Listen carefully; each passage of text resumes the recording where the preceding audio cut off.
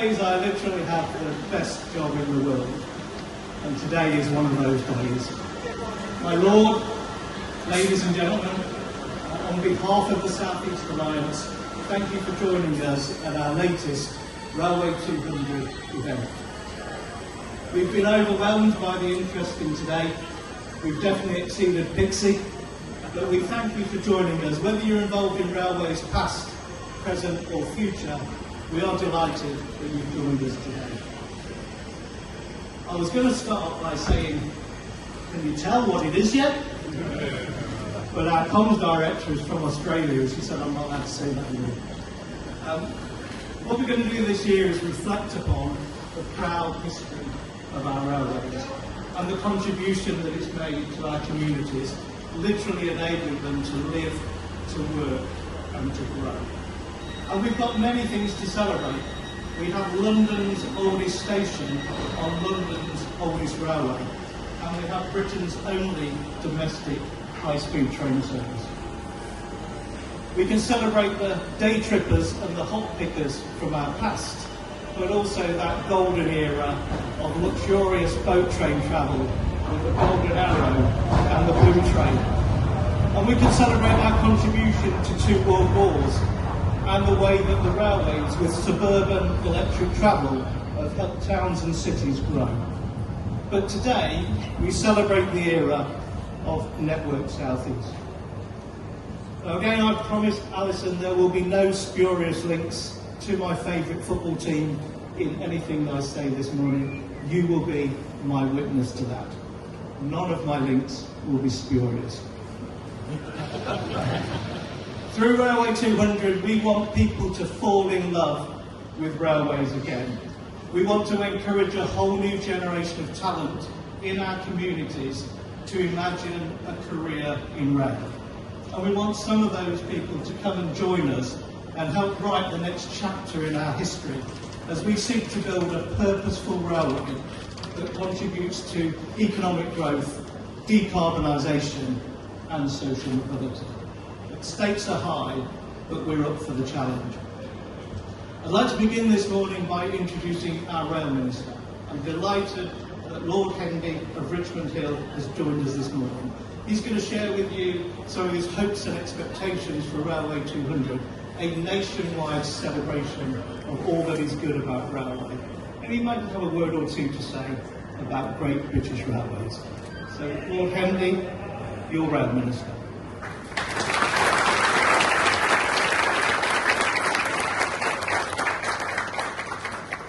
Right, this is very dangerous because I have no notes. My private secretary will already be in palpitations. It's really nice to see you all. Thank you, Steve. Thank you for that introduction. As you said, I want to say 2 things. Firstly, about Railway 200. So I think it is a great thing to celebrate the birth of the world's first public passenger railway, a great British invention. We can celebrate it in Stockton and Darlington in September, and it's right that they have their own local and regional celebration. But it's also right to celebrate more generally what the railway has done, as Steve says, for the country, and also what it is doing now and what it will do in the future. And if it was just a historical celebration, then we shouldn't spend any money on it, and we should wallow in nostalgia and move on. But that's not what it is, because actually the railway is the means by which we deliver connectivity, which delivers growth, jobs and housing, and it is clearly as important now as it first was in 1825.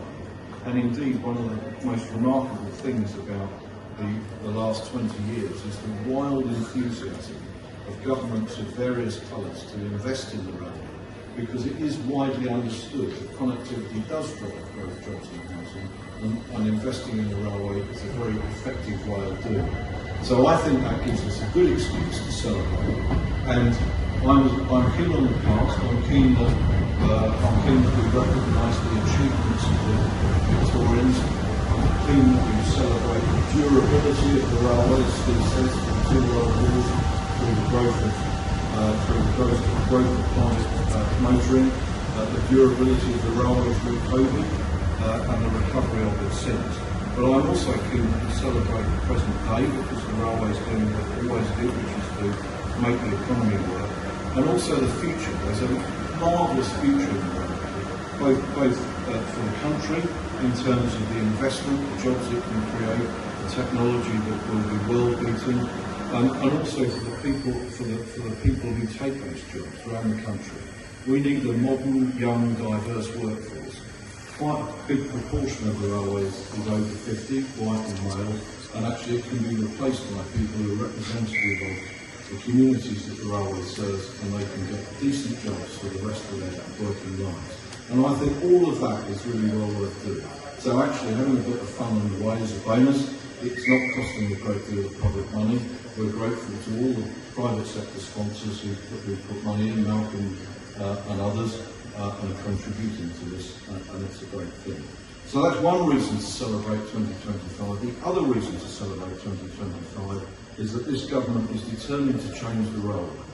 And one of the things I reflect on, I stand up and speak in the Lords about it. I took the public ownership bill through. And whilst there are critics about some parts of what the government proposes to do, the fact remains that actually nobody knows what else is doing. The present railway is broken, it doesn't work as well as it should, it costs too much, it's not generating the revenue that it needs, and it certainly doesn't perform as well as it should.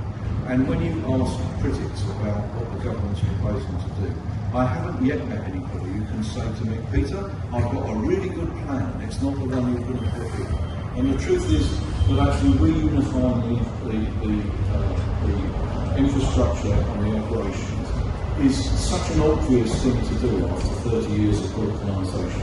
What will it give us? It will give us more revenue, by better performance, and it will reduce costs. And those are the three things that the railway badly needs to do. Now the other thing I was already talking to Steve about is I care very much about the legislation about GBR. I'll have to take it through the Lords. It will no doubt be politically difficult. Some parts of the railway public ownership bill were difficult. But what I care most about is that the railway works at a level where somebody can be in charge of a piece of it. And what I was saying to Steve is that what I want to see most of all, I do care about the structure of GBR, I want to say I don't. But what I want to see at a route and train operating country level, just as I saw at TfL, which culminated in me being charged at TfL. I want somebody to wake up every morning and think this railway is mine. I want it to perform better, I want it to make more revenue, and I want to reduce the cost. And when we get that at the route and train operating company level, as we can do now at South Eastern, then we will start to see a better railway. And I'm so convinced of that, nobody will persuade me otherwise, and nobody's yet tried to. And I think if we can see in the end a new generation of railway people who bring the infrastructure and the operations together, who are truly in charge of it, whose failures and delays meeting this morning is about stopping what happened yesterday from happening tomorrow, so the revenue goes up and the performance is better and the cost is reduced. That will be the real benefit of rail reform. I'm absolutely convinced of it. That is what we're going to do. A lot of the stuff in the consultation for the Railways Bill, which was published last week, is a step along the way to it. But that's what matters the most, because what matters is that the railway works for its customers every morning and every evening and for everybody who travels. And I am really passionate about it. That's a bit of a serious discussion, but this is a good place to have it because South Eastern has been publicly owned for some time, and the infrastructure of course has been publicly owned for some years now. And we can do this, and Steve and David Davidson and their colleagues are going to show the way of doing it because we can do it already. That's all I want to say. That's a bit too serious this morning. I'll hand you over to other people who've got more history and can have more fun. Thank you very much.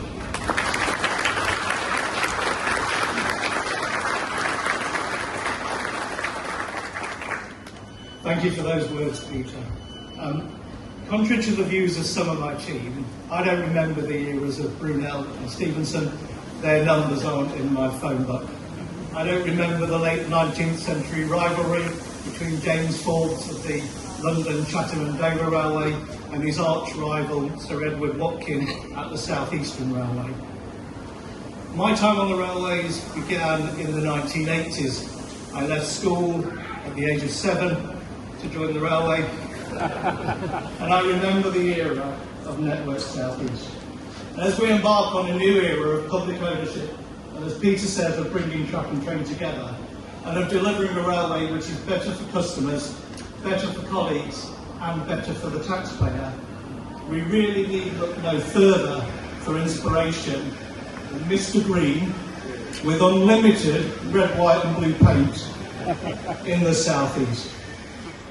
Well, I would describe Chris Green as the railway equivalent of Brian Clough. At least one person like that, David. By which I mean a genius that achieves success in many places. In Chris's case, in Intercity, in ScotRail, in Virgin Trains, and of course, in Network South East. So it is a great honour for me to invite Chris Green to address you this morning, to explain the vision behind Network South East and the contribution made to that agenda by the humble networker train. Thank you. Your guest of honour, Chris Green.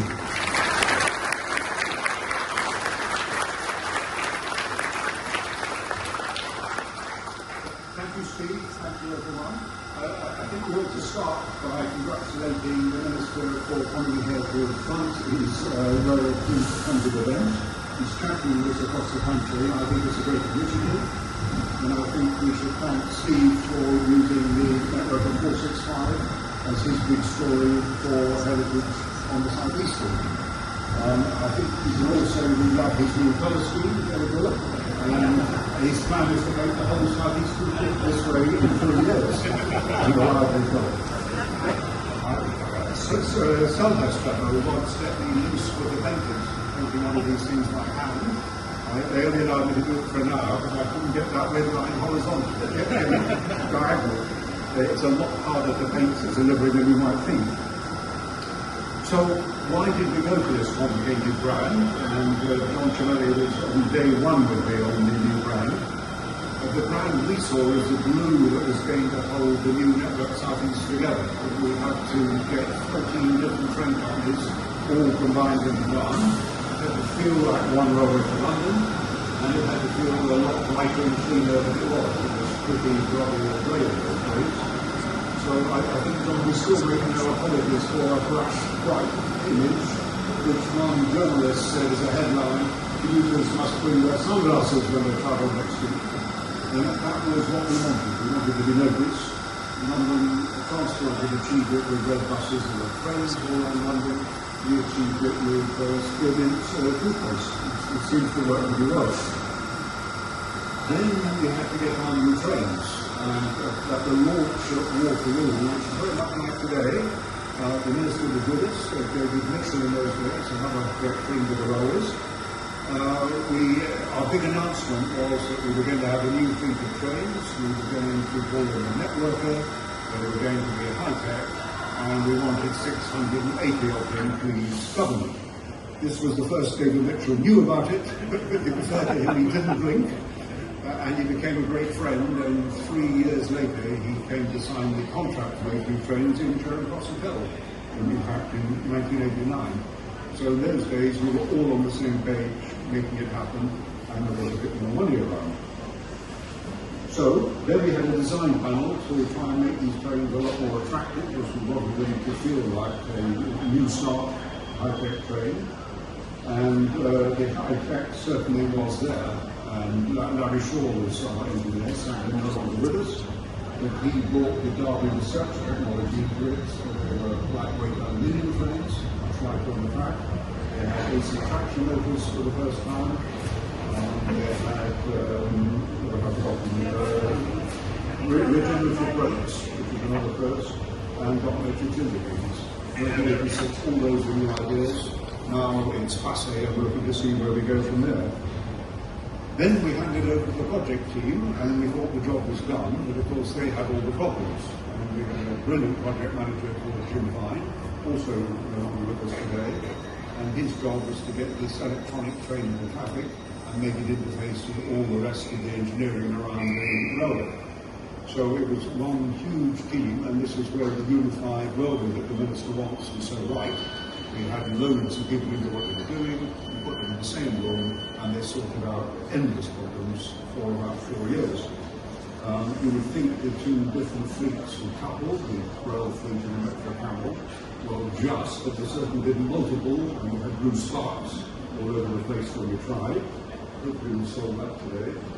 We thought they would fit into the tunnels, no they didn't, not all of them, and a lot of tunnels have lost a lot of their bricks since the network arrived. Track circuits had to be changed, and power supplies had to be upgraded. But all that was done by one unified network team, and I agree with that for anything we're doing in the future. So, today is about legacy. The first of these network of trains went into service at Cannon Street in 1992. Jeff Lee is there somewhere, who was on second at that time. He got into service, and here we are 33 years later, starting to talk about the fleet being completely restored. There's still about 100 units running around still at the moment, but they're not going to last much longer. And Sophie's going to tell us in a moment what she wants next. And here she is with the minister just wanting to know how many coaches she needs. So we can replay history here. This unit is going to go on a lap of honour around the camps in suburban Galway over the next few months to remind us of our heritage and celebrate Railway 200. And as a little bit more legacy, looking to the longer term future, there's a new organisation setting up called Friends of Network South East, which Julie Miller, I've seen her like, wait 100, Julie's setting this up for us. So this is outside supporters for Network South East, who talk afterwards if you want to know more. And Neil Bird, have you heard of this? That's every day down. Okay. So Neil's bought a 4-seat from Brighton some years ago, and we've restored it into working order, and it will be a Network South East delivery as well. So those are two people who are helping our legacy to keep going. In the meantime, that's enough for me, and just another big thanks to the Minister and to Steve White for making all this happen, and the very best of luck to you all in the South East. Thank you.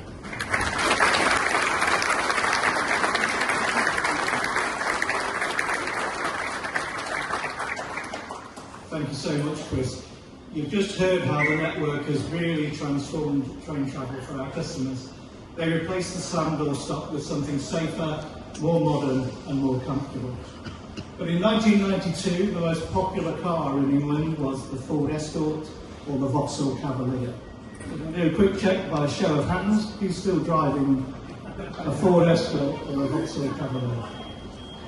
The South East Alliance wants to boldly go where many train operators have already gone. We'd like a high-performing train for a high-performing railway.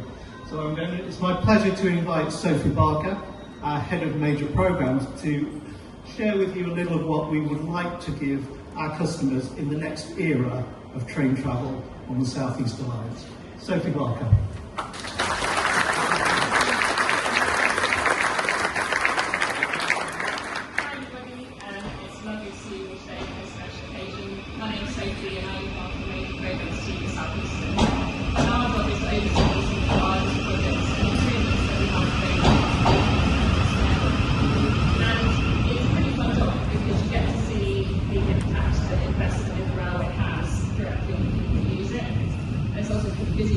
Because we have a lot going on. At the moment, we have just started working on Class 376 refresh. We announced a few weeks ago we are planning to fit toilets to our Class 707 fleet. But I would say probably the most exciting project that we have going on is the potential replacement of our metro rolling stock. So Steve just used the analogy there of the Ford Escort. I actually have my own analogy for the network of fleet, which is actually that I was born the same year that they came into service. So probably makes me a little bit young in railway terms, but what I would say is since I've been in my mid-30s, I've had to get reading glasses, my eyes, and my back pretty much aches every morning now, and I'm really out of touch with modern music. So I feel like I'm definitely getting a bit older and therefore so are the trains, and we know that maybe a more modern train can offer a better and more reliable travelling experience for those who want to use it. So what have we been doing in South Eastern? Well, for a number of months we've been working on a procurement and a business case process, looking at options for the South East Metro fleet that serves North Kent and South London. Accessibility is a really key focus for us, and we want to create a railway that is more inclusive for everybody in the future. And while that isn't always easy in infrastructure that was built during Victorian times, we've asked manufacturers as part of our specification to look at options to improve unassisted boarding when getting on or off the train.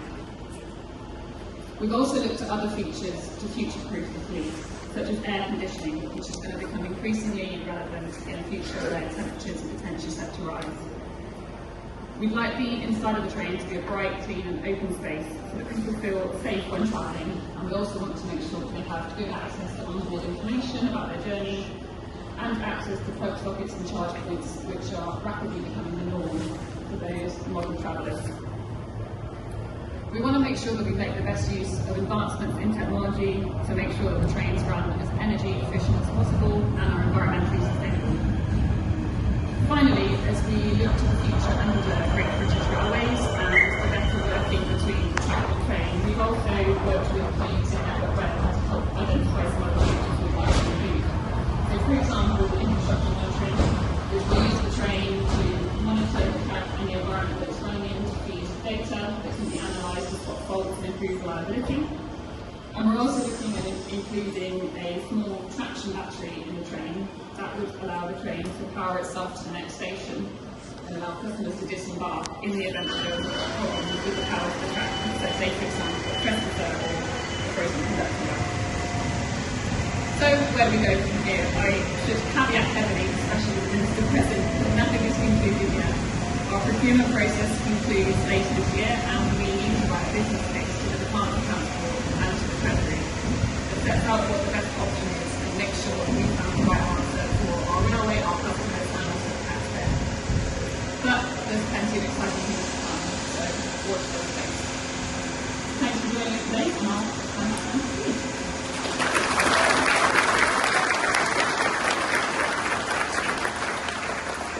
Thank you, Sophie. I hope you can all agree that the train looks fabulous, but just for the sake of clarity, we still want new trains.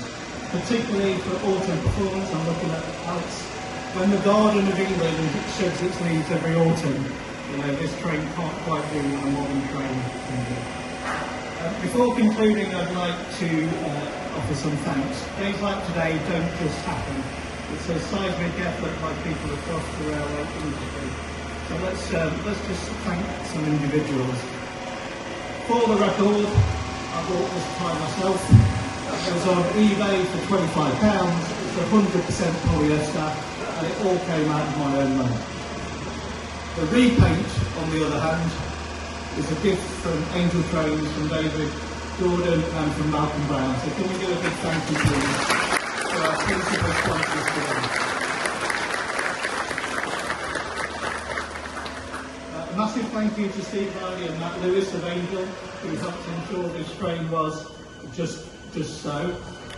To Neil and Sarah from Creative, who took the original drawings of the iconic NSC livery and created a PRN compliant version for 2025. I'd also like to thank the Wabtec team. They are consulting at the moment on the future of the Doncaster Works. That's a sad day for many people in the rail industry. But this will potentially be one of the last ever trains painted at that famous works, and they've done a tremendous job. It's a tribute to their workmanship, the quality of the paintwork you see behind you. Round of applause please for those.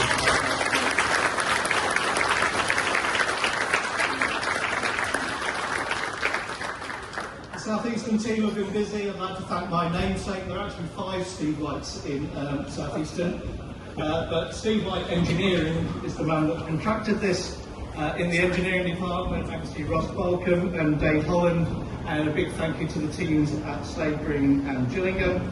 And to Ben Foster. Ben Foster found some dusty drawings in the corner of his office back last spring, and he's been instrumental in getting to the point that we are here today. Big I can see round of applause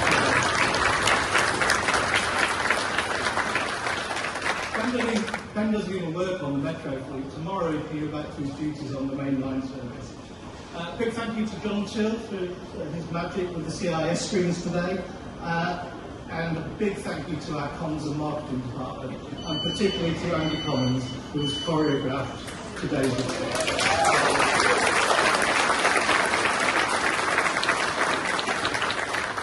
There's one group of people who aren't here today. I did invite them. They said they just weren't up for it.